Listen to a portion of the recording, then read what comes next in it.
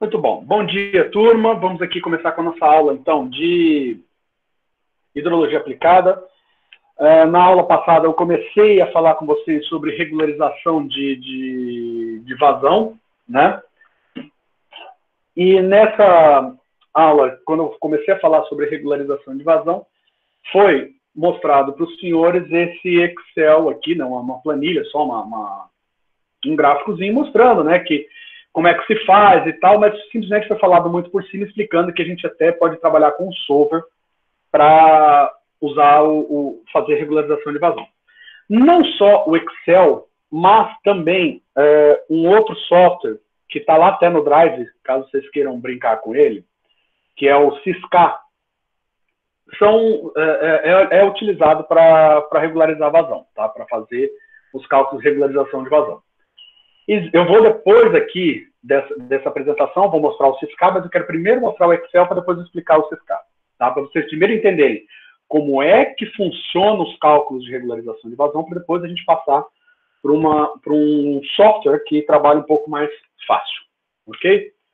Então vamos lá, vamos começar com o Excel. Muito bem, o que a gente começa e como que a gente começa? Tá? Vocês podem ver aqui, ó, deixa eu pôr em silêncio aqui.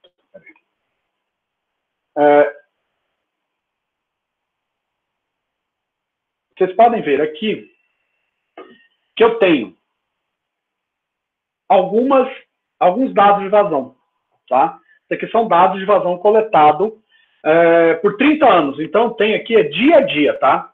Então, tem desde o dia 1º de janeiro de 75 até o dia 30 de 11 de 2005. Tá? Esses são os dados de vazão que eu tenho coletado. Tá? São 11.052 dados de vazão coletados ao longo de 30 anos. Tá. Como é que eu trabalho com isso? Como é que eu faço uma regularização de vazão? Duas coisas a gente tem que tomar cuidado. Quando a gente trabalha com o Excel, tá? A gente tem aqui a planilha, tá? Que eu já está desenvolvida aqui, para o cálculo de regularização de vazão. Vou dar uma aumentada aí, não sei se vocês conseguem ler. Estão conseguindo ver aí, né?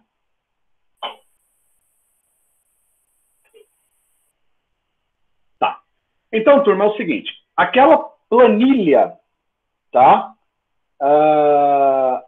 Que a gente fez, ali que a gente tinha os dados, ou seja, a data e a vazão afluente, tá? Você põe ela aqui, ou seja, são essas duas colunas aqui, são as colunas que você pegou lá dos dados. Normalmente, esses dados, ou você pega da Hidroweb, ou você pega tipo da empresa que controla o abastecimento, que às vezes eles têm dados de algumas regiões. Também podemos utilizar os dados, por exemplo, deixa eu ver quem mais, da Ana, tá? A Ana tem alguns dados, ou você mesmo que faz um monitoramento, certo? Também pode estar usando o seu monitoramento. Bem, a partir dessas duas colunas aqui, eu vou desenvolver essas colunas aqui, tá? Quais são elas? Eu vou dar um zoom aqui, né, para vocês verem quais são as colunas, tá? Então, a gente tem vazão regularizada, vazão outorgada, volume do reservatório, volume de entrada, volume de saída, volume resultante e volume revertido. Tá? O que é cada disso? E é claro, tem aqui, ó, uma coluna que está oculta, tá? Eu vou exibir ela aqui, só para vocês verem, que é o volume excedente, quando maior que o volume do reservatório. Depois eu explico como é que calcula isso. Eu vou deixar ocultado por enquanto para... Vou deixar aberto porque eu vou ter que explicar mesmo. Tá. Vazão regularizada. Vazão regularizada é o valor que vocês vão definir como a vazão a ser regularizada. Tá? Essa definição vai depender de estado, vai depender de uma cacetada de coisas. Tá? De legislação, do teu próprio corpo hídrico, tá? O valor mesmo, exato. A porcentagem é a legislação que indica, mas aí, em cima da porcentagem, é que a gente faz o cálculo. Tá? Vazão outorgada é a vazão que vocês, que naquele trecho já está sendo entregue aos, vamos dizer, que a empresa, tipo o Imaçu, por exemplo, já liberou ou autorizou, tá, vocês a consumirem, tá? As empresas consumirem. Volume do reservatório. Bem, este daqui é meio que um calcanharzinho de Aquiles, tá? Volume do reservatório. Vocês lembram na aula passada, quando eu mostro a imagem, deixa eu ver se eu acho aqui, foi bem no comecinho da aula passada, se eu não me engano, foi lá no comecinho. Vocês lembram dessa imagem aqui, da altimetria da área possível reservatório de um rio? Tá. Por que eu tenho essa altimetria medida aqui? Eu preciso saber como é que é a minha bacia.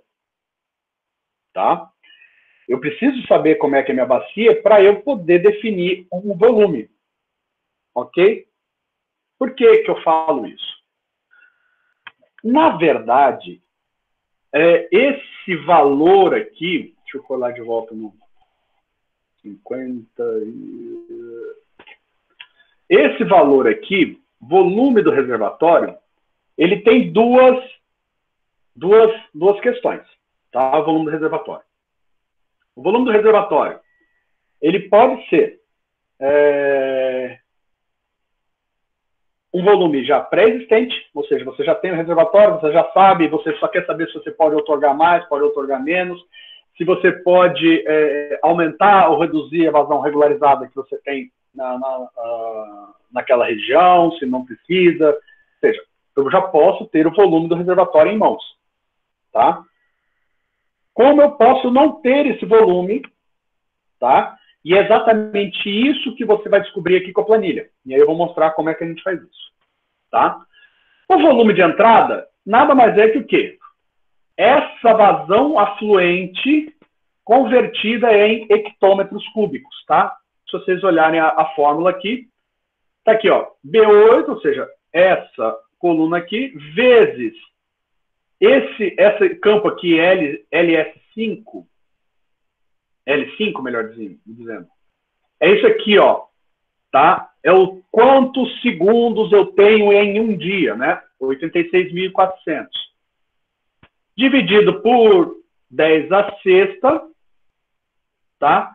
E aí eu converto de metros cúbicos por segundo para hectômetros cúbicos dia, tá? Porque daqui em diante, turma, todos os dados são diários. Eu não coloco aqui hectômetros cúbicos dia, tá? Eu não vou fazer isso, mas é só para vocês já entenderem que dessas colunas em diante aqui sempre são valores diários. Muito bem. Então, esse aqui é o nosso volume de entrada. Qual é o nosso volume de saída? Volume de saída é o volume que eu estou retirando. Lembra que eu sempre tenho que trabalhar com balanço de massa? O que entra, o que é consumido e o que eu estou vertendo para fora? Tá. O volume de saída vai ser sempre a outorgada, ou melhor, a regularizada, porque eu sou obrigado, essa regularizada é um volume que eu sou obrigado a entregar a jusante do meu reservatório, tá? Para manutenção da vida aquática, do meio ambiente, tá? A vazão outorgada, ou seja, a vazão que eu já anteriormente eu já estava entregando ela para os meus usuários, a jusante ou melhor, a montante do meu reservatório, tá? E tudo isso multiplicado, é a soma desses dois, multiplicado pelo tempo, né, 86.400. Isso aqui é uma regularização sem evaporação, tá? Onde não leva em consideração a evaporação do reservatório. Eu tenho aqui a mesma planilha, mas já com a evaporação, porque aqui aí a brincadeira tem mais uma saída, ó. No volume de saída aqui, ó, eu tenho mais uma componente, tá? Quem é essa componente? Aqui, ó, evaporação, perdão, é o D8. Vazão evaporada. Por que vazão evaporada? Vazão evaporada, turma, é aquela vazão que sai do meu reservatório, que eu perco do meu reservatório. Lembra que eu falei para vocês? A gente fica sempre entre a curva, usa a espada no dimensionamento do reservatório. Eu preciso de um reservatório com espelho d'água pequeno o suficiente para evitar esse aumento de evaporação, mas não fundo o suficiente que eu tenha problemas de qualidade, né? Eutrofização, baixa qualidade, crio regiões afóticas muito grandes no meu reservatório e minha qualidade vai por água abaixo, tá? Mas a gente trabalha sempre com um problema aqui da evaporação, tá? Muito bem. O que é o volume resultante? O volume resultante nada mais é que a entrada menos a saída, tá? Esse é o volume resultante do que eu tenho, tá? Ou seja, um volume resultante do que eu tenho. E em cima disso, eu tenho um volume vertido. Então, vamos lá. O que seria o volume vertido? O volume vertido é nada mais, nada menos que a entrada menos a saída. É o meu resultante. Tá? Esse aqui é o volume vertido. Aqui, deixa eu exibir aqui. Essa tabela aqui é só para ajudar a fazer alguns cálculos e depois eu vou explicar para vocês o que são esses cálculos. Tá? Muito bem. Porque é o seguinte, trabalhar com Excel e regularização de vazão é bem difícil, tá? Não é fácil. Você tem aqui algumas equaçõezinhas um pouco grandes, tá? Se vocês olharem aqui, onde eu tenho aqui, perdão, aqui. Tá? Eu tenho equações, usa-se muito a equação C, tá? Equação de busca, então é um pouquinho mais preocupante, tá bom? O que acontece aqui é o seguinte, eu tenho aqui minha primeira linha, tá? Vou marcar aqui a primeira linha para vocês. Então, tem minha primeira linha, tem minha vazão afluente, a vazão regularizada que eu tenho, uma vazão de evaporação. Da onde que você tirou essa vazão de evaporação, professor? É isso aqui, ó. Eu tenho uma tabela com a evaporação média por dia, de mês a mês, de uma determinada região. Isso daqui, existe essa tabela, tá, de dados médios para o Brasil, mas também existe o tanque classe A. O tanque classe A é um equipamento hidrométrico e que você é instalado perto da região onde você vai ter o seu reservatório, que você vai trabalhar, ter a manutenção do seu reservatório, e esse tanque classe A é que vai te dar a informação de quantos milímetros dia está evaporando na região, tá? E eu transformei essa evaporação milímetros dia para um volume de metros cúbicos por segundo, tá? E com esses dados aqui, eu consigo calcular a vazão evaporada, tá? Metros cúbicos por segundo, tá? É claro, como é que eu faço isso aqui? É porque eu já tenho uma área do reservatório, tá? E ela depende da planialtimetria da bacia onde vai estar sendo instalado o reservatório, tá? Neste caso, é um exercício, já foi dito que a área do reservatório era de 26,9 quilômetros quadrados, tá? É claro que isso daqui, eu estou fazendo um exercício onde eu já tenho o tamanho do meu reservatório, eu estou fazendo meio que a conta para trás, tá? O que normalmente a gente faz, ou que mais ou menos a gente faz, assim, meio que é um trabalho de vai e volta. eu calculo, usando essa equação aqui, sem evaporação, eu calculo, determino qual o volume médio que o meu reservatório deveria ter para atender aquela vazão regularizada X, tá? Qual o volume que ele deve ter para atender aquela vazão regularizada X, e aí eu jogo na minha planialtimetria da bacia, tá? Ou seja, eu tenho um volume, certo? Se eu tenho volume, eu posso pegar a planimetria, trabalhar com ArcGIS, com QGIS e tal, e definir uma área da bacia e descobrir com aquela planimetria aonde que eu vou conseguir atingir aquele volume X que eu calculei no exercício, que eu calculei anteriormente. Em cima disso, automaticamente você descobre qual é a área, né? Porque você vai ter a planimetria, você vai ter ali o volume, você vai jogar aquele volume, ele vai desenhar aquele volume, ou vai fatiar até achar aquele volume, e aí você vai ter a área, que é o topo do seu reservatório. E aí você volta para o cálculo para você calcular a vazão evaporada.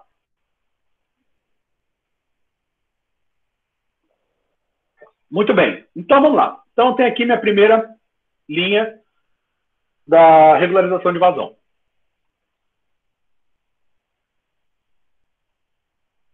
Muito bem, na primeira linha aqui eu tenho os dados, tenho o volume do reservatório, esse aqui é um volume fictício, tá? Um volume fictício. Tenho o volume de entrada, o volume de saída, o volume resultante e o volume vertido, tá? Então, o que eu faço? Eu pego esse aqui, o volume do reservatório, tem uma entrada que é essa vazão, uma saída, e aí acaba tendo aqui. Eu vou mudar um pouco os valores aqui para ficar mais fácil eu explicar isso para vocês.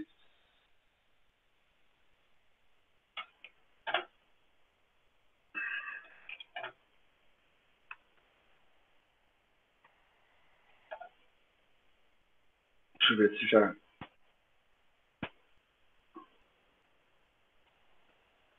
Então, para não ter que mexer tanto, eu quero já causar o caos aqui nos cálculos para já começar a ter uma falha do reservatório o quanto antes.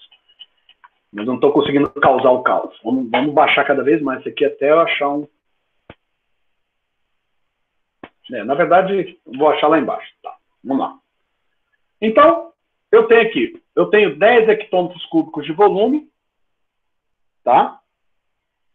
10 hectômetros cúbicos de volume. Tenho uma entrada aqui de 1,56, uma saída de 0,70, então 1 vezes o outro deu 0,87 de volume resultante, tá? Ou seja, o volume que verte, tá? Um volume vertido. Aí depois vocês vão entender por que esses números aqui parecem iguais, mas eles vão mudar. Então, nesta primeira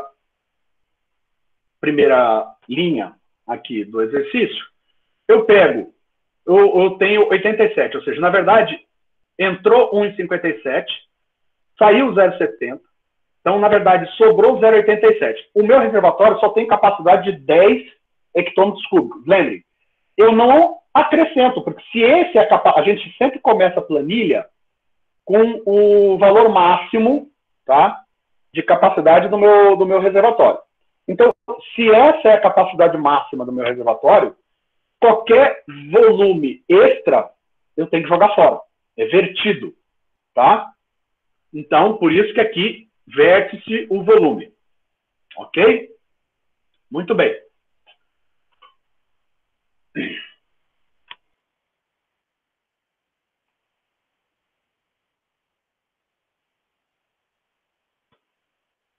Aí eu vou calculando trecho a trecho, tá? Como é que eu calculo? Esse daqui é igual se esse daqui mais este daqui for maior que o volume máximo do meu reservatório, eu coloco de novo o valor do meu reservatório. Caso contrário, eu somo os dois. E assim sucessivamente, tá?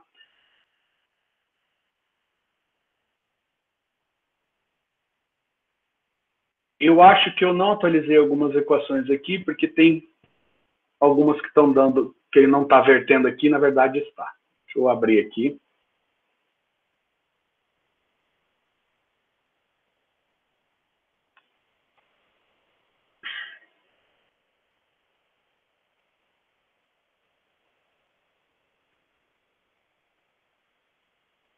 Eu acho que eu errei, que eu não atualizei essa coluna aqui. Na verdade, a coluna não está atualizada aqui. Não sei se ela vai atualizar. Foi um erro do bonitão aqui que ele não atualizou. Na verdade, ele errou aqui. Mas depois eu arrumo e mostro para vocês. Tá? Eu achei que tinha corrigido aqui, mas não corrigi. À medida que eu for fazendo essas medidas aqui, vai chegar um momento em que eu tenho mais saída de água aqui. Eu tenho menos entrada de água, tá? E mais saída de água, tá? Exemplo aqui. Entrou 67, saiu 68. Então, o que acontece? Aqui, ó, menos 0,01. Então, não posso verter água, não tem como soltar água, tá? Não tem como soltar água. Aqui tá errado, que eu vou ter que consertar essa equação aqui, porque, na verdade, você só solta, você não solta água à medida que você está com uma vazão, um volume inferior ao máximo, tá? E aí, ó o que vai acontecendo. O meu reservatório vai esvaziando até o momento que eu tenho uma grande vazão, ele volta a encher novamente, tá? E assim, sucessivamente, ele vai esvaziando até o momento que ele fica negativo. Ó, quando o reservatório fica negativo, que você vai calculando, ele fica negativo, indica que o seu reservatório não atingiu não atingiu o seu propósito, tá? Indica que ele não está mais guardando água. Então, ele não está mais garantindo a sua vazão regularizada. Então, se ele não está mais garantindo a sua vazão regularizada, indica que ele não está funcionando, não tem um bom funcionamento, tá? Então, nesse momento, ó, você percebe que ele tem vários momentos que ele fica negativo, depois ele volta a ficar positivo, aí ele volta a ficar negativo. Bem, isso daqui, turma, quando isso acontece, é que a gente tem que aplicar o solver para equalizar e achar para a gente o valor correto. Deixa eu ver lá se eu arrumei essa tabela aqui, porque eu acho que também está errado aqui. Eu acho não, tenho certeza.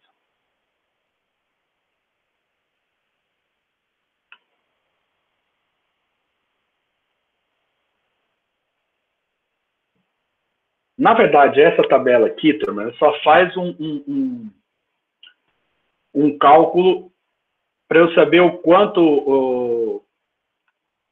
na verdade, para eu poder fazer uma conta, isso aqui não faz parte, é para fazer uma conta interna, tá?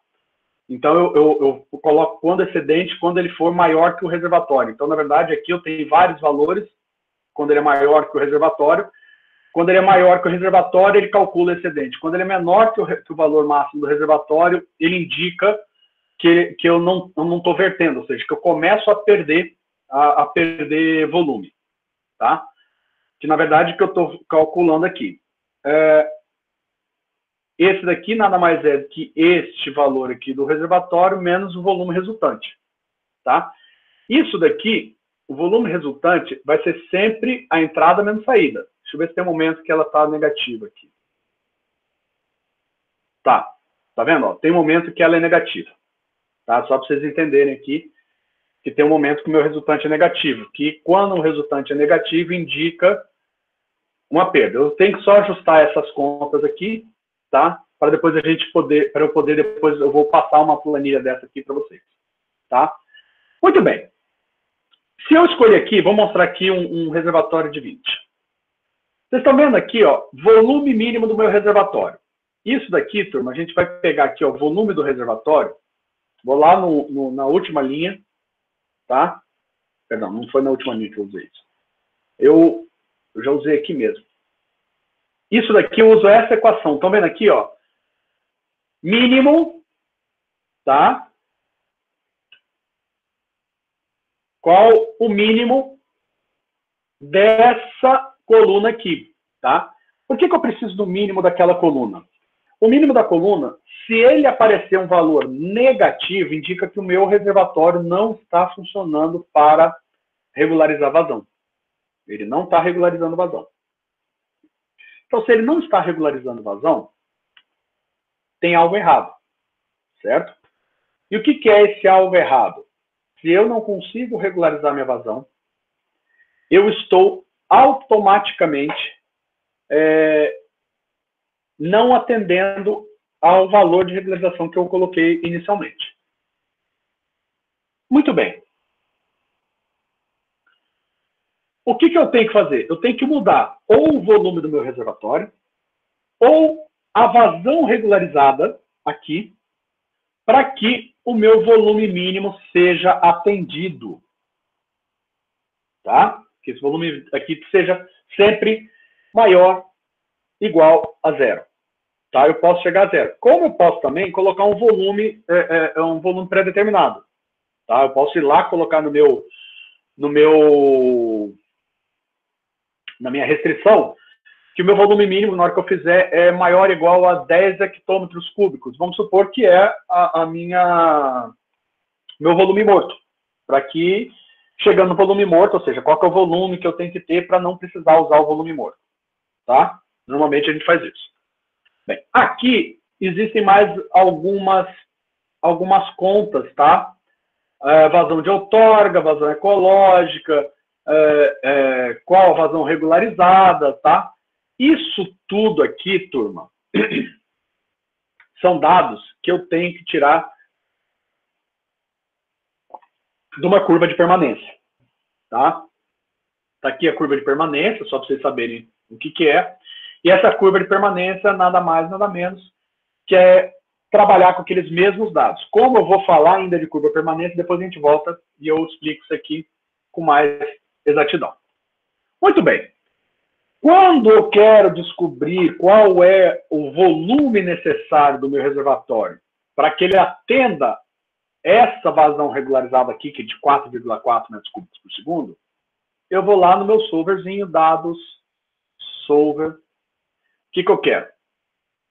Eu quero que L6, ou seja, esse volume mínimo aqui, seja zero, alterando qual célula? Alterando essa célula aqui. Tá? Então, eu vou recalcular qual o volume necessário para que o volume mínimo do meu reservatório seja atendido. Resolvo. E está aqui. Encontrou uma solução e está aqui, 59,53. O que isso quer dizer? Com 59,53 hectômetros cúbicos, o meu reservatório atende, porque ele não tem, em nenhum momento ele vai ficar abaixo de zero. Tá? Ele vai ter momentos que ele não vai verter, vai ter momentos que ele não vai verter, ele vai ser consumido, mas ele vai ser consumido até chegar perto de zero, mas nem por isso ele chega a zero. Tá? Aí, com esse volume de reservatório aqui, eu vou lá na minha planta, nos meus dados geográficos, tá? na minha imagem de satélite, minha planealtimetria, e eu vejo qual é a área que ocuparia um reservatório, qual a área ali que vai ser ocupada do meu reservatório para um volume X. Tá? Porque eu defino ali onde vai ser uma parede, e aí eu vou definindo, desenhando dentro do QGIS ou do ArcGIS, até eu encontrar esse volume. Na hora que eu encontrar o volume, eu tenho a área do superior. Eu tendo a área superior, eu consigo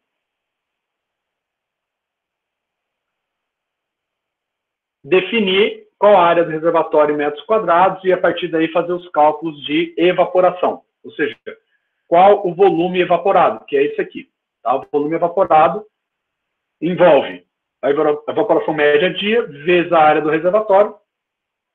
Tá? A evaporação média dividida. Vou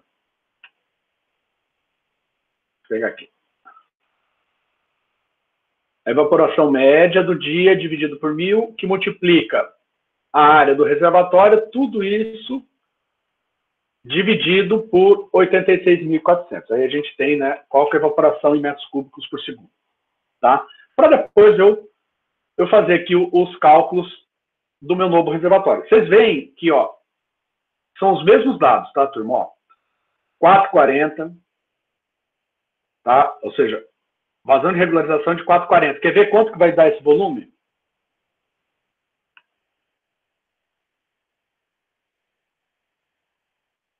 Ó, 80,65.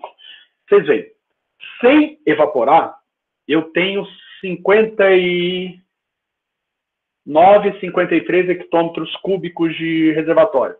Levando em consideração a evaporação, eu já tenho que passar para 80,65 hectômetros cúbicos. Ou seja, para vocês entenderem o quão é preocupante a gente trabalhar com a evaporação de um lago. Tá? Existem N coisas, né? Procurar fazer lagos os mais compridos possíveis, onde a massa ciliar possa criar uma cobertura nas suas margens e reduzir drasticamente a evaporação. Cobrir esses meus lagos com alguma estrutura que reduza drasticamente a evaporação. Por exemplo, se não me engano, acho que no reservatório de Sobradinho começaram a colocar placas fotovoltaicas. Isso é bom. Além de evitar, de reduzir a evaporação, eu ainda estou produzindo energia elétrica. Em alguns casos de reservatórios nos Estados Unidos, eles usaram umas bolinhas plásticas, tá? Igual essas bolinhas de piscina de bolinha de criança, e jogaram por cima do reservatório essas bolinhas para evitar a evaporação na época da seca, quando tem aqueles incêndios lá na Califórnia, tá? Então, foram alguns exemplos, tá? Então, à medida que vocês vão calculando, então, o cálculo sempre eu tenho meu reservatório, volume de entrada, volume de saída, volto para cá.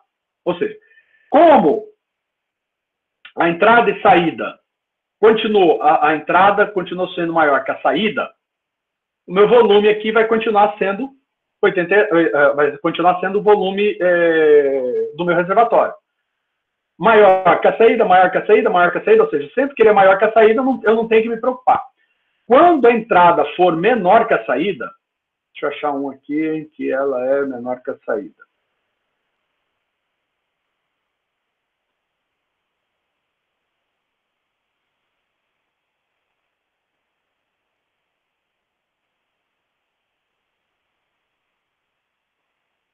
Aqui.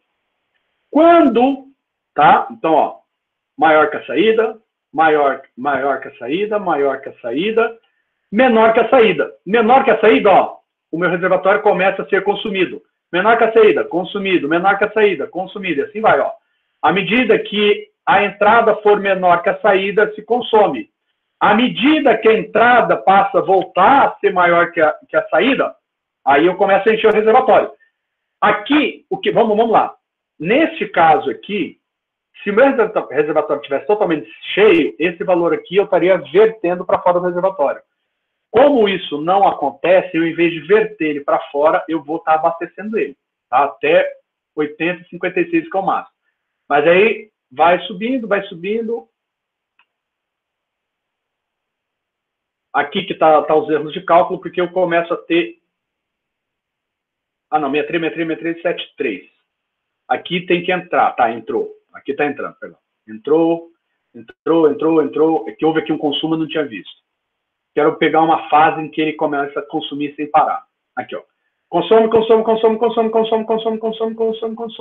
E ele vem consumindo, ó. Continua menor. Vai consumindo. Está consumindo meu reservatório. Em nenhum momento aqui eu tenho entrada de água. Opa, ó. 67,30. Esse aqui, eu sempre estou analisando o passado. 67,10, porque eu perdi aqui. Aí, ó, pum. Isso aqui também está 67,10, porque é aproximação, tá, turma? Aí eu tenho, sobrou 2. Começa de novo a encher o meu reservatório, tá? Perdeu de novo, perde no reservatório, tá? Essa conta, turma, tá? Essa conta aqui sempre vai pegar, ó, o volume do reservatório aqui, vai estar pegando o volume anterior menos o volume resultante. Ó, anterior resultante. Anterior resultante. Anterior resultante. Tá? Eu sempre faço isso. Então, Tiger, relaxa, cara. A internet de todo mundo tá ruim, tá? Não precisa pedir desculpa de estar entrando e saindo. Depois que vocês entram uma primeira vez, eu não tenho mais que ficar dando ok para vocês, tá? Relaxem, tentem assistir ao máximo, depois vocês olhem de novo o vídeo, tá? Para vocês entenderem alguma parte que tenha perdido, tá? Então, aqui é sempre o cálculo do meu volume reservatório, eu sempre olho o anterior menos mais o resultante. E assim vai, assim vai. Quando tem negativo, é a mesma coisa, ó. Anterior mais menos 0,3, ou seja, 80,62, menos, né, no caso, mais com menos dá menos 0,03 dá 80,56, entenderam, né? Entenderam como é que faz o cálculo. Depois eu só vou arrumar aqui a questão, na verdade ele só verte, tá? Eu só vou verificar aqui algumas contas aqui do vertido, mas eu acho que na verdade aqui nesse comecinho que está algum erro, porque eu, na verdade, quando eu trabalhei e ajustei, eu trabalhei lá por aqui. Aí eu vou ter que arrumar essa equação lá para cima depois, tá? É algum momento que eu errei aqui na hora de ajustar, tá? Mas vocês entenderam mais ou menos como é que funciona no Excel, entenderam?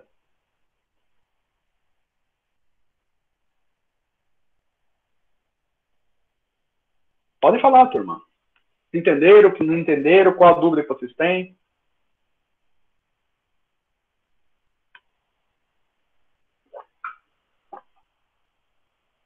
Beleza. Então tá, turma.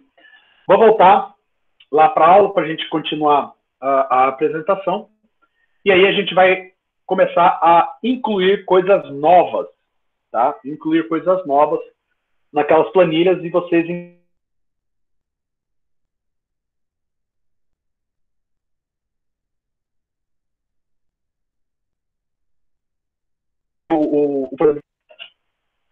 Então, quando a gente faz a regularização de vazão, a gente tem, como já foi dito até na aula passada, um hidrograma com várias entradas e várias saídas, certo? E essas entradas e saídas, vocês percebem que eu tenho uns picos muito baixos com uns picos muito altos. Então, eu tenho que aproveitar isso daqui, tá? Esses picos altos e reservar para o momento de falta d'água. Quando a gente trabalha com isso, a nossa curva de permanência se estabiliza, ou seja, esse aqui foi a vazão regularizada, definida para aquele determinado local. Então, a minha curva de permanência ela se achata na minha linha de regularização, tá? Essa aqui é a normal, tá? Deixa eu ver se tem aqui. Então, essa aqui é a curva normal, né? Vocês percebem que a curva tem uma tendência. E essa linha rosa aqui é que, a partir desse momento, foi o que eu defini como regularizado, tá? E ela ficou regularizada, ok? Turma, muito bem. Então, aqui a gente tem a vazão regularizada e o volume do nosso reservatório, então a gente acaba tendo aqui como é que cria-se, né, na verdade, um gráfico de vazão e volume de reservatório. Tá. O limite teórico que a vazão regularizada vai ser uma intensidade média.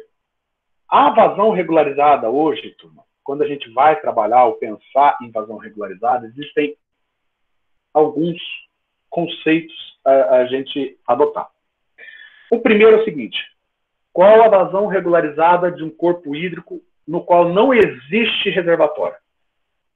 Eu vou me basear pelas regras dos órgãos de controle ambientais do Estado, verificar qual é a vazão regularizada, qual o volume regularizado que eles adotam, definir o que é vazão ecológica, definir o que eu vou poder outorgar, qual é a quantidade de outorga e tal, e a partir daí verificar se eu posso usar aquele corpo hídrico sem a necessidade de um reservatório.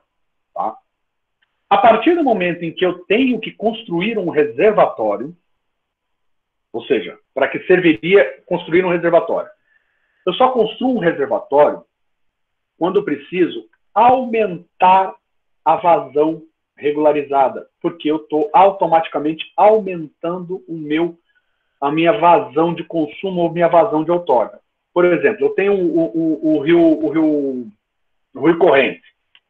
O Rio Corrente tem uma vazão de 5 metros cúbicos por segundo e é outorgável 3 metros cúbicos por segundo. Tá? Estou chutando não, atribuindo, que engenheiro não chuta, atribui valores. Então, estou atribuindo aí dois valores, tá? 3. Aí eu tenho a companhia de água de Sonora, que consome meio metro cúbico por segundo, tá? Tenho a usina de álcool, que consome, ali no Rio Correntes, 1,5 metro cúbico por segundo, ou seja, passamos a 2 metros cúbicos por segundo consumidos daquela região, e aí me sobrou 1 metro cúbico só para outorgar. E aí vai ter uma proposta de implantação de uma grande processadora do bagaço de cana para um outro produto, ou seja, que vai ajudar a diminuir a poluição que o bagaço de cana produz, vai gerar fertilizante, ou seja, vai aproveitar e agregar valores e aumentar a economia da região, só que ela consome 1,5 metro cúbico por segundo de água. Bem, eu não tenho mais como outorgar, porque eu só tenho direito a 1 metro cúbico por segundo, certo? Eu tinha 3 metros cúbicos possíveis de outorga, meio ficou com a cidade, 1,5 com a usina, e sobrou 1. E a nova implementação precisa de mais meio. Eu posso tirar o meio da cidade, ou seja, a cidade que se vire para arranjar essa água? Não posso. Posso desoutorgar a empresa? Isso tem implicações jurídicas que não é muito interessante. Então, o que se pode fazer? Economicamente é viável para a cidade a construção de um reservatório para poder regularizar 1 metro ou 2 a mais de água naquele corpo hídrico ajusante e, dessa forma, poder atender a empresa que está solicitando? Se economicamente for viável, beleza. É aí que entra aquelas planilhas, é aí que a gente começa a calcular regularização de vazão em reservatório. Fora isso, a gente só faz o cálculo geral do qual que é a vazão do rio e a utilização para outorga. Tá? São duas coisas diferentes que a gente vai falar mais à frente, mas é para vocês entenderem por que e aonde que entra o uso do reservatório, tá? Para regularizar a vazão. Então, a gente tem a questão que foi falada também na aula passada, a questão do dimensionar reservatórios para nunca falhar? De forma alguma. Tá? A gente trabalha sempre com falhas de 5%. Se não me engano, a indústria elétrica, né, ou a indústria de energia, a produtora de energia, as grandes usinas hidrelétricas, elas trabalham, se não me engano, com 5% de perdas. Ou seja, o que acontece é, se por uma baixa da quantidade do nível dos meus reservatórios eu não consiga produzir energia, 5% do tempo, ou seja, 5% do ano, dá uns 18 dias mais ou menos, eu posso não produzir energia, porém o governo federal banca essa energia. Aí a gente liga as termoelétricas para produzir energia, tá? E aí acaba ficando mais cara a nossa conta de energia. Pensem que as termoelétricas já são ligadas exatamente para diminuir o consumo das usinas e não ter que pagar os 5% da produção, tá? Porque senão é produção full, o governo gasta mais ainda, a nossa conta fica mais cara ainda. Então a termoelétrica ainda entra aí para tentar dar um ajuste nisso. Tá? O cálculo por evaporação, são algumas complicações. É um cálculo interativo, porque à medida que o meu reservatório, que eu estou aumentando meu reservatório, aumenta a minha evaporação. Tá? À medida que o ano vai se passando, que o tempo vai se passando, as mudanças climáticas vão ocorrendo, eu posso ter mais ou menos evaporação. As demandas são variáveis no tempo, nem sempre eu tenho uma mesma demanda de água, ou seja, às vezes uma empresa consome mais ou menos, tá? A gente trabalha com quando a gente vai outorgar, a gente outorga pela máxima, não pela mínima, tá? O máximo que ele vai consumir. Porque se a gente outorgar pela média ou pela mínima, a gente pode estar, ou seja, toda vez que a gente outorga, sempre tem aí uma porcentagemzinha que a gente não está contabilizando e que está escapando de água para o meio ambiente. Tá? Vamos supor, eu outorgo 2 metros cúbicos por segundo para a cidade de Campo Grande pegar água lá no Guariroba, só que vai ter momento, ela no máximo, no tempo de calor, ela vai estar usando os 2, mas vai ter, na época do inverno, vai estar puxando só 1,5, tá? Mas dentro das minhas contas eu conto como 2, tá? Porque eu não tenho, a não ser que eu trabalhe com outorgas variáveis, em que na hora que a água do Guariroba não conseguir utilizar aquele meio, eu possa vender, eu possa outorgar o uso dessa água para outra empresa. Tá? Mas é muito difícil, isso aí mecanicamente e administrativamente é meio impossível. Tá? A gente tem alguns reservatórios de usos múltiplos, tá? E aí alguns precisam de garantia de 100%, outros não, então a gente tem que ver isso. E tem que avaliar também impactos ambientais, tá? Porque é o seguinte, à medida que você vai aumentando muito a área do meu reservatório, mais a área para ser desmatada, tá? Então isso tem que levar muito em consideração. Essas aqui são as equaçõezinhas que estão ali dentro daquela planilha, tá? Que eu mostrei para vocês, tá? E aí a gente tem alguns tipos de regularização de vazão. Tem a intersazonal e a interanual. A interanual é um cenário de grande desvio padrão. Tá? Essa interanual é aquela que o reservatório regulariza o período seco de um ano médio, podendo secar numa sequência de anos críticos. Ou seja, quando a gente trabalha com regularização interanual, em que a gente avalia que o nosso reservatório vai ser só para atender o tempo seco, ou seja, o momento de menor vazão, pode ocorrer, porque eu estou trabalhando com períodos, né, anos, ou seja, em vez, aquela minha tabela que eu mostrei para vocês, ela é intersazonal porque eu tenho dia a dia, tá? Eu poderia estar trabalhando com uma interanual, e aí a interanual já é diferente, tá? Eu teria anos, estaria com vários valores de anos. Isso dá um problema absurdo, tá? O que é esse problema absurdo que eu venho falar para vocês? O problema absurdo que eu venho falar para vocês é o seguinte: se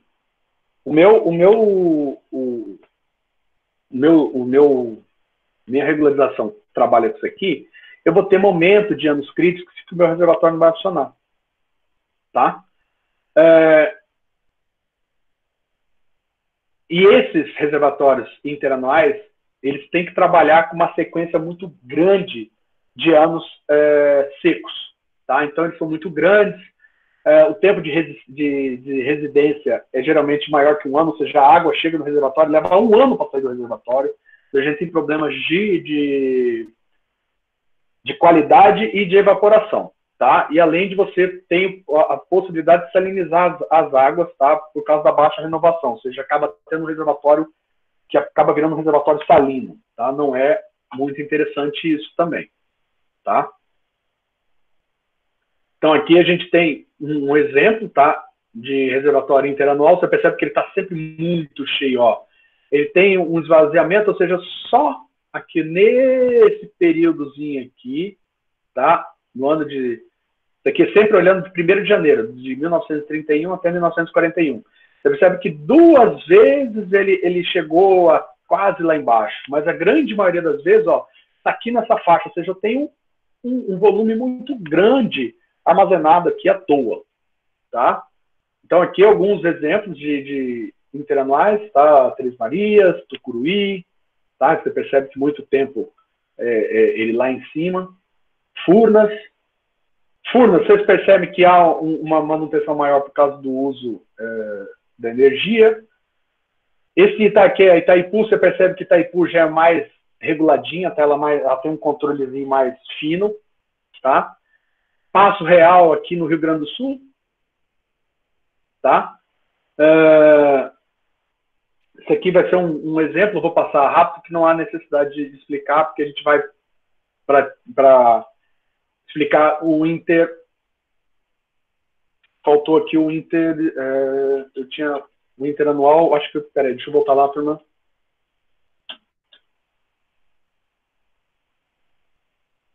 Não, o intersazonal é o normal, tá? É o que a gente prega. O intersazonal é quando a gente pega as estações, tá? Eu tenho não uma média do ano, eu não avalio pela média anual, mas eu avalio pela diária, tá? Que é aquele exemplo que está no Excel que eu mostrei para vocês. Tá. O que é o Syscall? Tá? Agora eu vou tentar explicar o Syscall para vocês, para depois para eu mostrar para vocês a vantagem do Syscall em relação a usar a tabela Excel, mas eu acredito que é sempre bom vocês aprenderem a usar a tabela Excel, ou seja, compreender como funciona o mecanismo desde do mais complexo, tá? Para quando for trabalhar com uma coisa mais simples, vocês saberem trabalhar. Até porque o Syscall não é mais um software que está disponível. Eu que ainda mantenho ele vivo e mais alguns outros professores lá no Rio Grande do Sul, porque ele foi feito no laboratório por um pesquisadores do laboratório do IPH e não tem mais no site do IPH, eles não deixaram lá no site, mas se você pede o pesquisador, ele passa o software. E como eu deixo sempre para vocês, tá? Vocês podem buscar lá. Bem, você calcula no Syscall o volume do reservatório necessário para regularizar uma determinada vazão de acordo com o maior déficit hídrico do período analisado. Então, ele vai pegar o quê? Todos aqueles seus dados, vai analisar o pior déficit, e aí ele vai calcular o reservatório. Tá? E aí ele vai acumulando diferenças de volume diário de água que passa na seção e o volume do reservatório, tá? O volume regularizado. Quanto maior for o volume do acúmulo, é o volume do reservatório, e também considera a evaporação corrida, tá? Que é aquilo que eu mostrei para vocês lá. Vocês entram com esses dados, tá? Então, as etapas dentro dele é você selecionar uma série de vazões diárias, calcular a vazão média com base na histórica, tá? Ou seja, trabalha com uma vazão média. Estabelecimento de 20 valores de vazão a ser regularizado. O que acontece? Ele vai estabelecer o Q5, Q10, Q15, Q20, Q25 e assim por diante até o Q100, tá? Que é sem regularizar nada. Tá? Para cada uma delas, o software calcula a diferença entre a vazão diária e a série histórica. E aí, quando a série for menor que a regularizada, a gente acumula até que obtenha um acumulado positivo. Depois pesquisa o maior volume acumulado até o momento, repete o procedimento, tá? E no final dos cálculos, a gente tem o máximo volume deficitário acumulado para cada. Então, nesse caso, o máximo volume deficitário seria o volume de reservatório que você precisaria. Tá? Ele calcula o menor valor de volume, o maior valor de volume negativo para aquele caso, e aí ele gera. Em cima disso, você sabe qual que é o volume que precisa. Tá? Muito bem. Como que o Syscall funciona? Por exemplo, primeira coisa no Syscall, tá, é baixar os dados. Tá? Esses dados ele baixa por vários processos. Tá? Você pode alimentar os dados e aqui vocês percebem que, ó, janeiro tem falhas aqui. Ou seja, dia 1, 2, 3, dia 8, ó, nenhum deles aqui tem vazão. Em fevereiro eu tenho, ó, dia 1, dia 2, dia 3, dia 4, dia 5, 6, 7, 8, ou seja, eu tenho a vazão diária. Tá? Essa estação bate com os dados lá da Hidroweb. Você pode baixar tanto os dados da Hidroweb e alimentar aqui no Syscall, ou ele mesmo ir lá buscar. Eu não lembro se ele ainda está funcionando esse buscar automático, até porque mudou a Hidroweb mudou o seu portal, e aí automaticamente o Syscall perdeu essa funcionalidade. Tá? Aí tem aqui o módulo de regularização. Ele calcula também a curva de permanência. Ó, ele trabalha com algumas questões estatísticas. Tá? Eu tenho as vazões máximas, médias, mínimas, regularização, permanência, calculo o hidrograma. Ou seja, com os dados eu posso trabalhar tudo isso aqui. Estou mostrando como é que se faz regularização com o Syscall. Então, primeira coisa que eu vou fazer aqui, eu tenho meus dados, tá, para calcular a regularização. Eu vou lá e clico em calcular. Na caixa de água, tá, eu posso considerar ou não a evaporação, ele vai calcular a minha regularização e vai me dar a vazão regularizada para cada Q médio. E aí eu tenho aqui do lado qual é o volume em hectômetros cúbicos que o meu reservatório sustenta.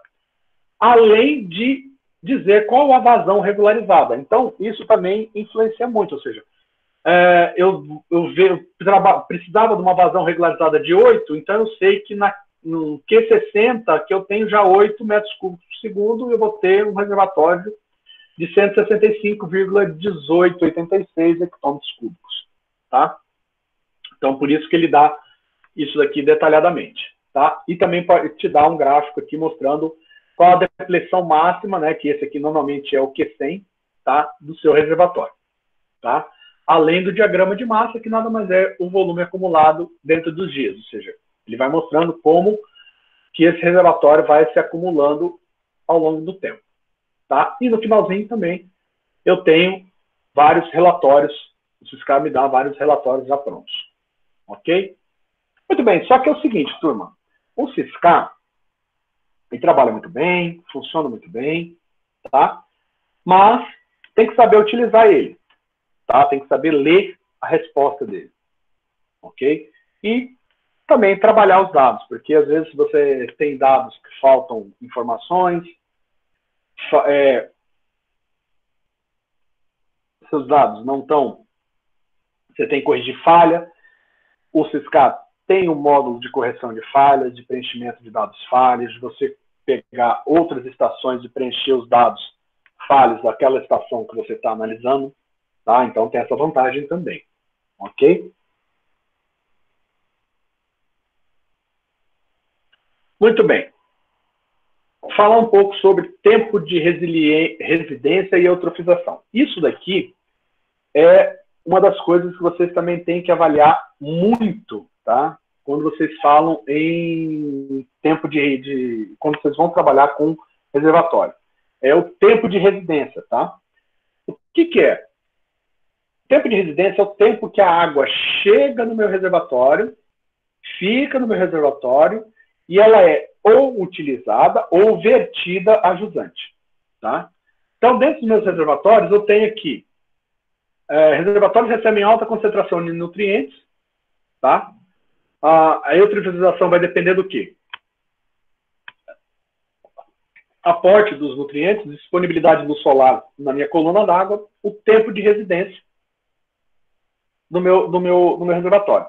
Um dos grandes problemas de todo e qualquer reservatório, tá, é a necessidade de saber se esse reservatório vai entrar em eutrofização.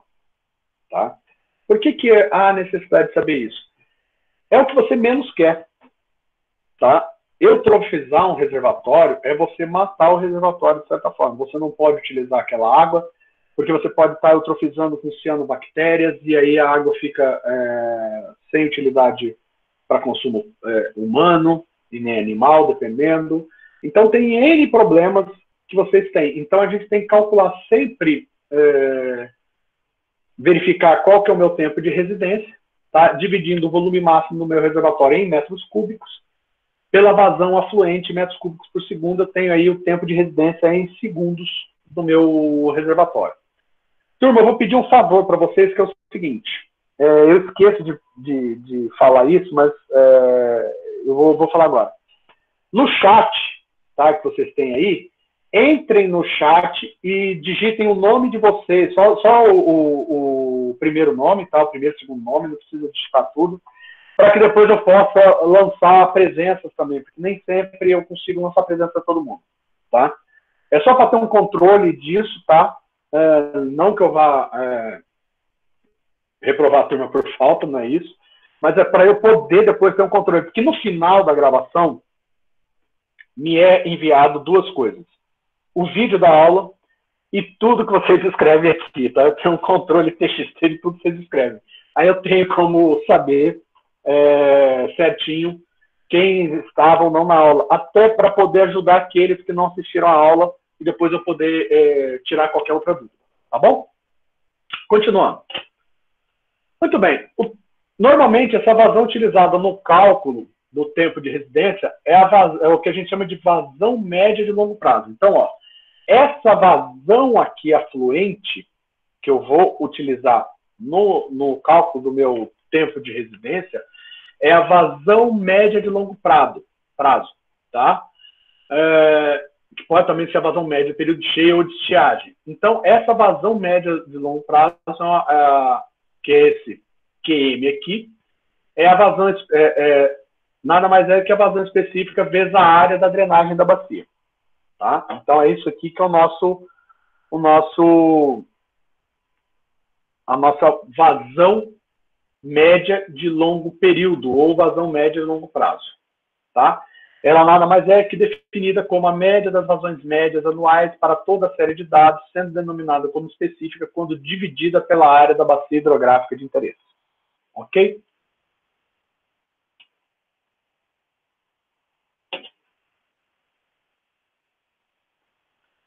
Se a gente tem dados da bacia, o cálculo, tempo de residência, se eu vou ter problemas de eutrofização ou não, se eu tenho como calcular a vazão específica, a média de longo período, a área drenática, mas nem sempre a gente tem a disponibilidade de vazão ou séries suficientemente longas para esse local. Tá? Então, a gente normalmente usa de informação regional, então a gente acaba obtendo variáveis de interesse em locais sem dados ou de estatísticas mais precisas em locais com séries curtas. Tá? Então, a gente tem esse pequeno probleminha, tá? Por assim dizer. Ok? Então, aqui tem um pouquinho dessa informação sobre o tempo de residência e eutrofização, e a gente vai passar agora para o outro slide.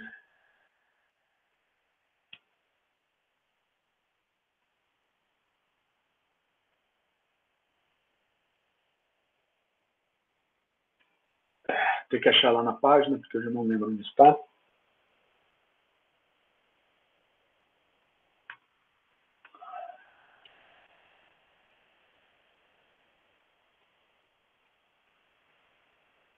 Aqui eu falo um pouquinho mais sobre o modelo SISCAR. Tá? É um slidezinho relativamente curto, tá? Mas é só para poder dar uma leve explicada sobre o modelo SISCAR. Ok? Esse daqui, na verdade, vocês têm acesso a isso, está lá no drive de vocês, que é como utilizar o SISCAR. Tá?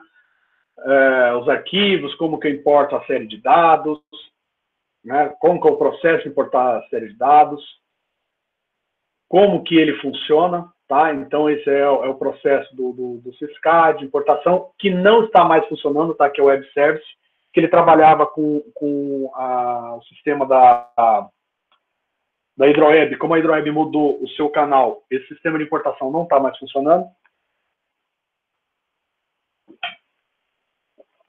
Tá? Então, ainda temos esse pequeno probleminha. Tá? Eu vou passar um pouquinho rápido esse aqui do SISCAR. Ou melhor, eu acho que eu vou passar lá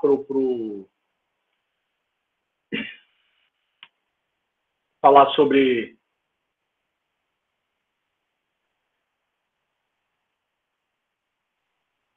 vazão característica e depois a gente volta para o SISCAR. Tá? Na verdade, assim, eu vou explicar a questão de vazão característica e ecológica, que é muito mais importante para vocês entenderem todo o processo daquelas planilhas de Excel e até do porquê de eu usar o SISCAR. Tá? E aí depois, na próxima semana, ou melhor, na quinta-feira, eu explico um pouquinho mais do SISCAR, tá? Para a gente até começar a visualizar meios de trabalhar com esse software, ou simplesmente a gente só fazer alguns exercícios de regularização de vazão. Então, vamos lá, vazão característica e vazão ecológica. Isso aqui é uma coisa que, às vezes, fica muito uma nuance, né? Não se sabe muito bem o que é vazão ecológica, vazão característica, e para que servem essas vazões. Tá? Vazão característica ou vazão base, tá? São vazões maiores que a vazão Q710, Q90 e Q95. Esses 3 tipos de vazões é que são os grandes, o modo de calcular a vazão característica. Então, eu vou ensinar vocês como é que se calcula a Q90, a Q95 e a Q710, tá?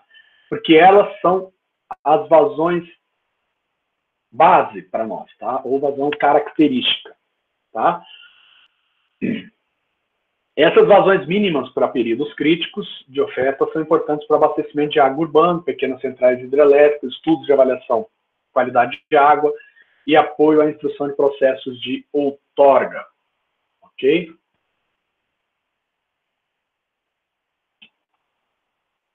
Na antiga resolução do CONAMA, tá? A 18 de junho de 86, mencionava-se um conceito de Q710, tá?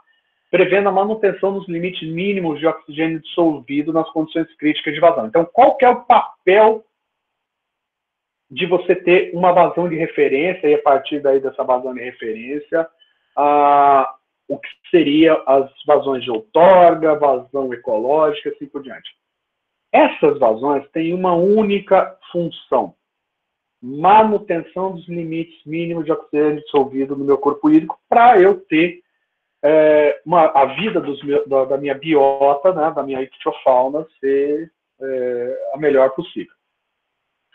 Já a resolução CONAMA 357 de março de 2005 já menciona um novo conceito, ou seja, a vazão de referência do corpo hídrico, que é utilizada como base do processo de gestão. Ou seja, antigamente a Q710 era o limite mínimo, ou seja, a Q710 tinha que ser mantida. Eu só podia outorgar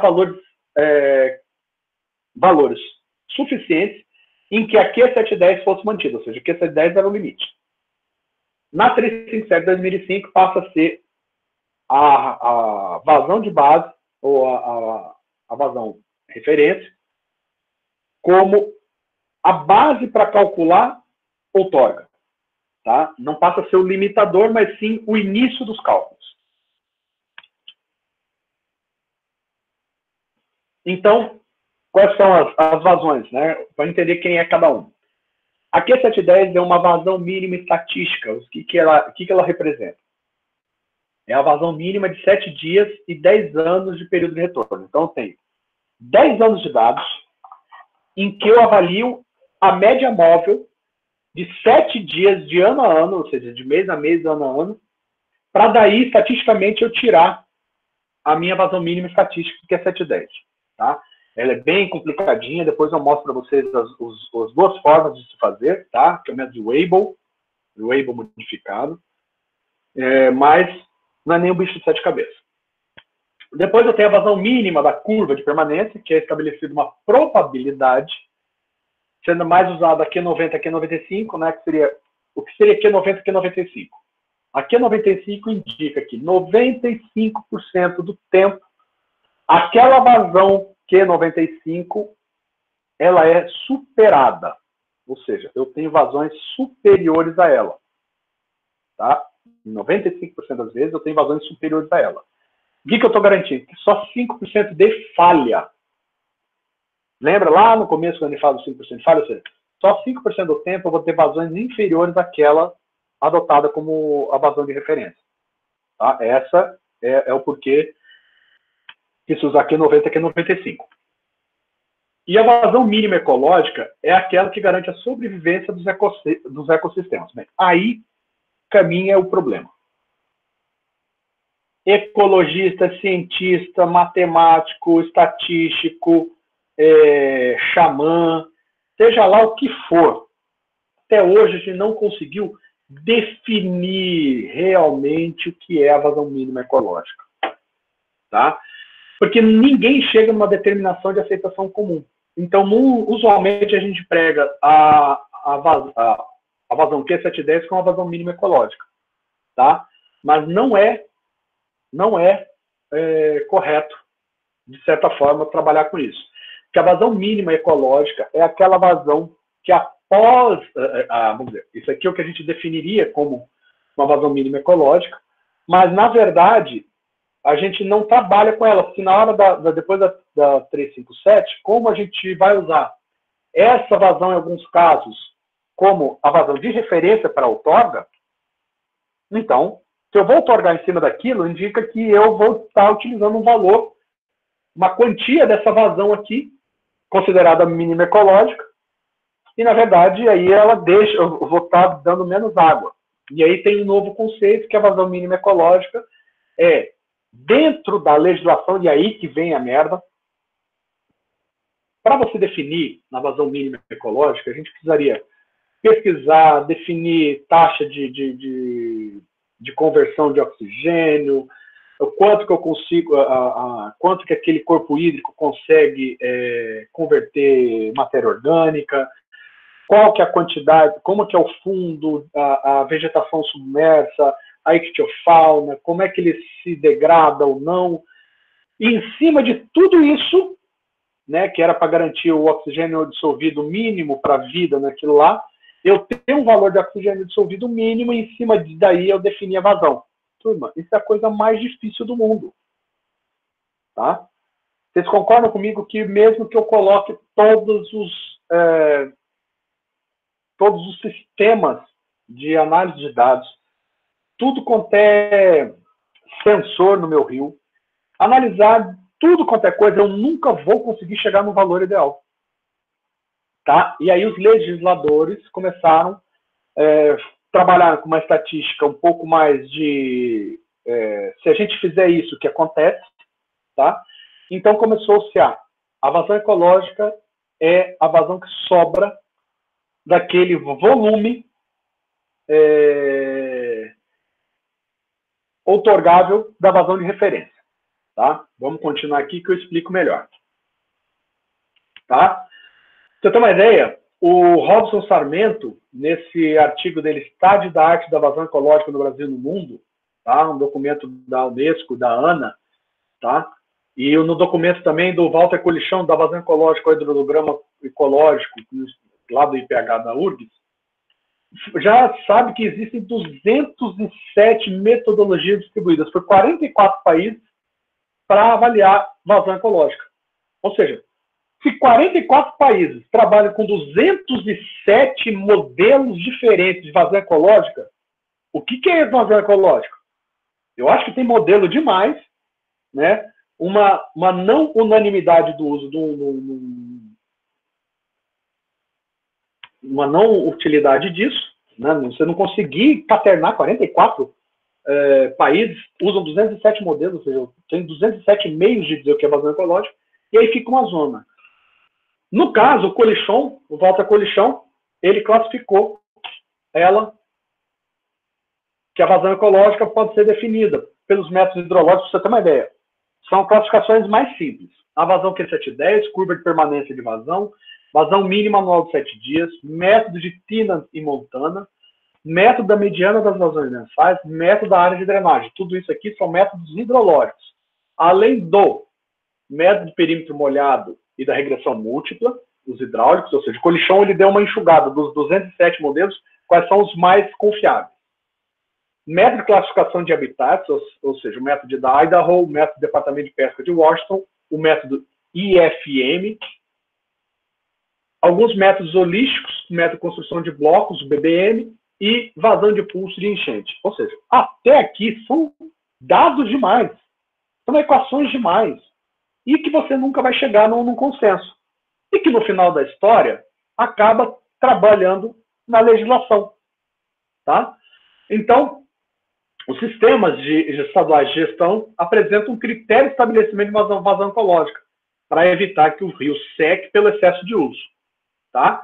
Então, o que os estados, qual foi os órgãos de gestão ambiental e gestão de recursos hídricos dos estados, resolveu definir como vazão ecológica?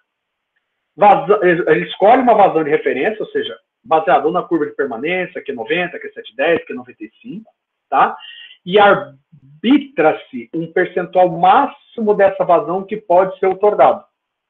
Quanto dessa vazão mínima eu posso disponibilizar? E o restante é vazão ecológica. Lembra, turma, que é o seguinte, ó, aí você fala, pô, isso é um absurdo, não sei o quê. Turma, esse caso aqui fica muito perto de uma linha tênue de degradação ambiental quando a gente está lá no processo de seca. Tá? Mas lembrem que os rios têm um processo de cheia. Ou seja, eu tenho lá, minha vazão mínima é 5. A minha outorga foi 3. Sobrou 2 para a manutenção da vida aquática. Isso vai acontecer quando eu tiver uma baixa precipitação. Quando eu tiver seca severa. Esse é o estudo. Tá? Ou seja, Q710, Q90 e Q95 vai estar nessa questão. Tá? Quando tiver numa baixa produção, ou uma baixa, numa seca severa. No resto do período, eu vou ter muito mais água. Tá? Nas vazões médias, sem estar trabalhando na seca, vai acontecer de eu estar lá outorgando 3 metros cúbicos por segundo e o meu rio está passando 25 metros cúbicos por segundo. Tá? Então, a gente tem aí, na verdade, que também não olhar para essa visão da gestão de uma forma que ela está totalmente errada. Ela não está totalmente errada. Mas ela precisa também ser uma ferramenta ávida à mudança e ser de fácil utilização. Imagine se eu tivesse que colocar uma cacetada de sensores para poder definir qual que é a vazão ecológica de um determinado rio. Esquece.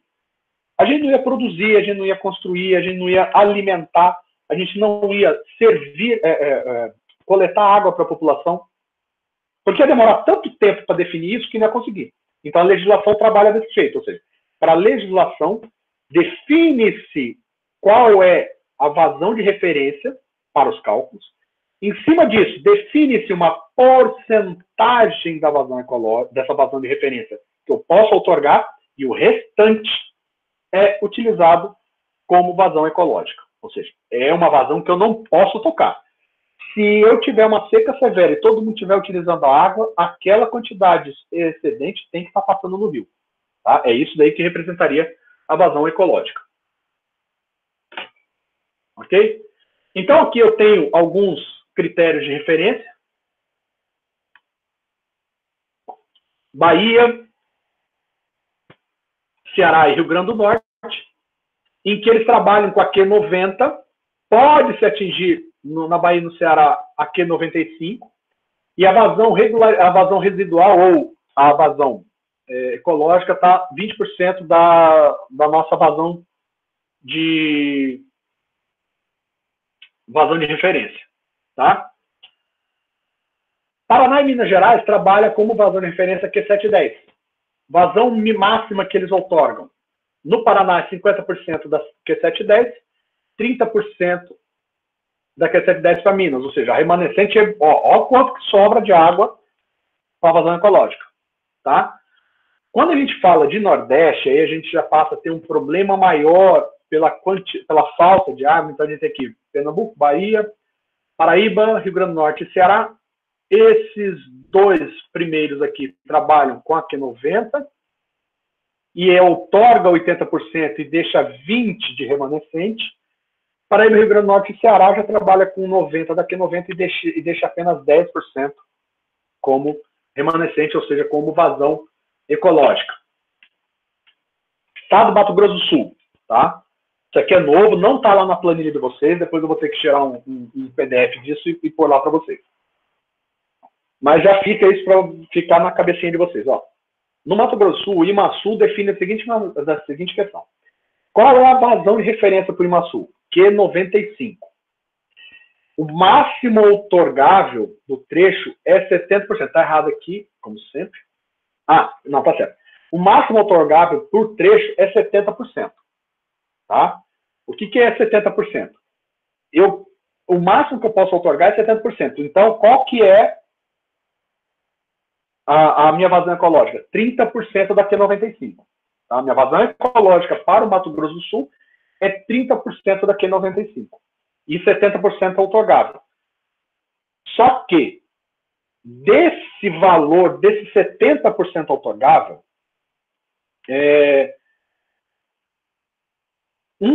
único usuário pode consumir no máximo 20%, não é da Q95, tá? Esse é o erro, tá?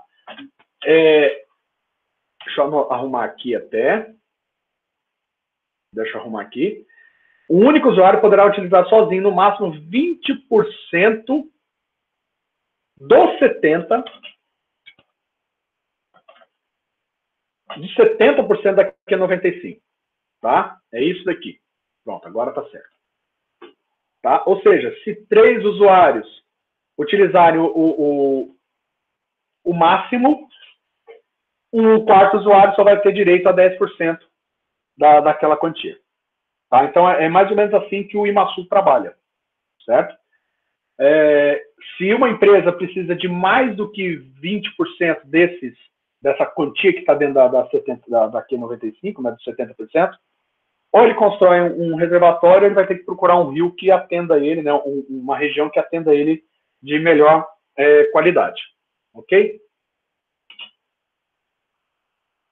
A origem desse nosso Q70, tá? O Q70, ele iniciou por Tenant ou Montana, ou seja, por isso que a gente tem aqueles modelos de Tenant Montana, em 1976, e é usado em mais de 16 estados da América do Norte e aqui em alguns estados aqui, tá? Principalmente Minas e Paraná, usa Q710, tá? É extremamente simples, quando eu falo método é extremamente simples, realmente, o método é simples, as equações não são assim tão difíceis de aplicar, mas até você entender o método não é bem assim, tá? Simples. Usa, basicamente, a porcentagem de 30% da vazão média anual de cada 6 meses com diversas qualificações.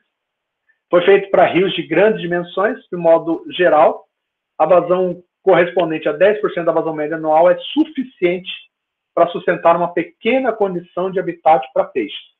Tá? Uma vazão de 30% da vazão média anual mantém uma boa qualidade de habitat e uma vazão de 60% a 100% promove uma excelente condição. Então, a gente sempre está trabalhando aqui, já que é o Q710, dentro dessa faixa aqui de 10 a 30. Tá? Até porque, se a gente trabalhar nessa faixa de 60 a 100, a gente vai ter um problema muito sério que a gente não vai estar garantindo a qualidade.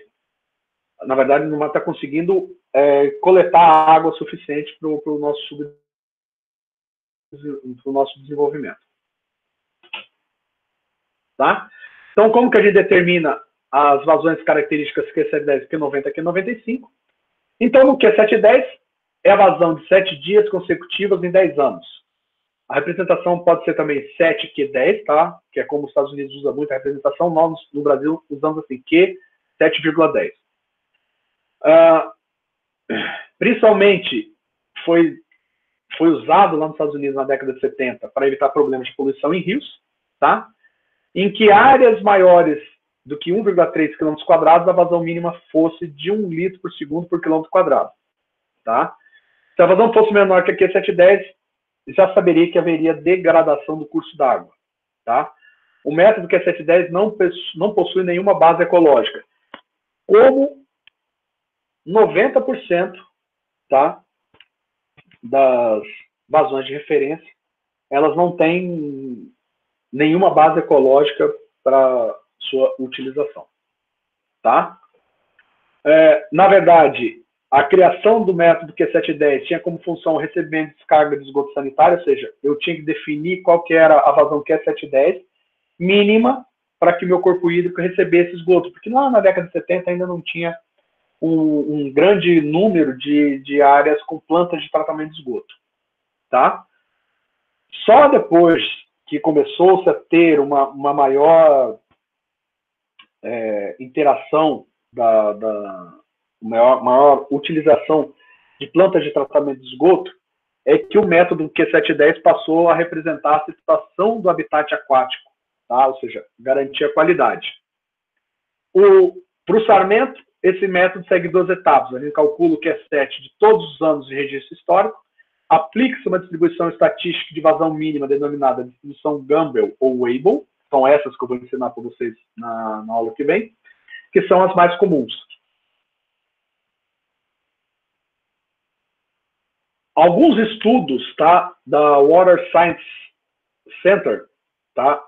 Nesse trabalho Hydrological Flow, Low Flow and Their Uses, tá? Que é um report, né? Um documento de agosto de 2004 lá de Ontário, mostra que as vazões Q710 correspondem à vazão Q98,85 a Q99,85.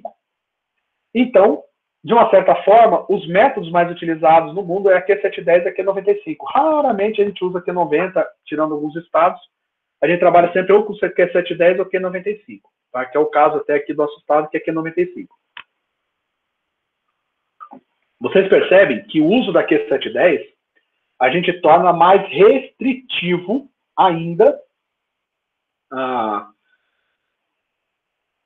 o uso daquele corpo hídrico, porque eu estou trabalhando lá com Q98 e Q99, ou seja, quase que no limite da minha curva de permanência. Tá? O método Q95 nada mais é que análise de frequência para achar a vazão em que 95% das vezes ela é igual ou superada, ou seja, ela é igual àquela que você está definindo ou maior. Tá? Para a gente trabalhar com a Q95, a gente, usando uma tabela Excel, a gente coloca em ordem decrescente todas as vazões do rio, ou seja, da maior para a menor vazão. De um número M para cada vazão, indo de 1 até o número total de dados. Tá? Ou seja, eu faço também uma tabela com uma ordem crescente de valores de vazão de 1 a N. E depois eu calculo a probabilidade para que aquela vazão seja igualada ou superada. Que nada mais é, P é igual a 100, que multiplica N, que é o valor que a gente está, dividido por N mais 1, dividido pelo espaço amostral mais 1. E isso daí a gente vai para um gráfico semi-logaritmo, ou seja, uma parte dele é logaritmo, outra parte não. Tá? E aí você tem o gráfico de vazão de permanência, tá? Curva de permanência, que é onde da onde você tira os valores de Q90 e Q95. Tá? Então aqui eu tenho uma curva de permanência. Tá? Então aqui, ó, 80, 100. Então o Q90 está por aqui, Q95 está por aqui. Nessa curva 3A aqui, eu tenho a Q90 e Q95. Nesse rio aqui, a curva de permanência dele acaba lá em 65%. Tá? Ou seja, eu comparando as duas curvas de permanência, esse outro rio aqui não consegue atender. Tá? Então, o que ele fala aqui é vazão base alta, a gente tem na linha A, quando a vazão é baixa, ou seja, a gente tem a linha B, rios de baixa vazão. Normalmente são aqueles rios perenes, aqueles que chegam a ficar secos um período do ano. Tá? Que é o caso aqui, ó. O rio não chega a ficar seco um período do ano, e esse aqui normalmente é uma curva de um rio que fica seco dentro de um período do ano. Tá? A curva de permanência é uma das análises estatísticas mais importantes e simples da hidrologia. Tá? E é ela que rege tudo quanto é gestão de recursos hídricos. É da curva de permanência que eu tiro o meu Q90, Q95, que vai ser utilizado pelo gestor ambiental ou o meu gestor de recursos hídricos para definir as outorgas daquele local. Tá?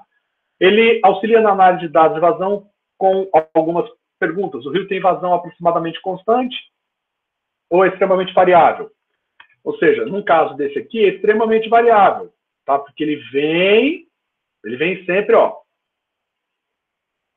uma toada de descida. Algumas curvas, elas vêm, aí elas mantêm um certo período e depois que elas descem, aí são mais estáveis. Depois eu vou mostrar uns assim. A outra pergunta é qual a porcentagem do tempo que o rio apresenta vazões em determinada faixa? E qual a porcentagem do tempo que o rio tem vazão suficiente para atender a demanda? Tá? A outra coisa que a curva de permanência ela expressa a relação entre a vazão e a frequência que ela é superada ou igualada. E ela pode ser elaborada a partir de dados diários ou mensais de vazão. Eu posso trabalhar com vários anos, né, ou os diários. eu gosto de fazer curva de permanência com dados diários, tá? Eu consigo ter uma representação mais fiel daquela curva de permanência ao longo do tempo, tá? De preferência, trabalhar com 20, 30 anos de dados é interessante. Nem sempre é possível, mas é interessante, tá? Aqui a gente tem um hidrograma das vazões diárias de um corpo hídrico, no caso do Rio Grande, né, lá em Minas Gerais. E essa daqui é a curva de permanência do Rio Grande, tá? Então, deixa eu achar aqui.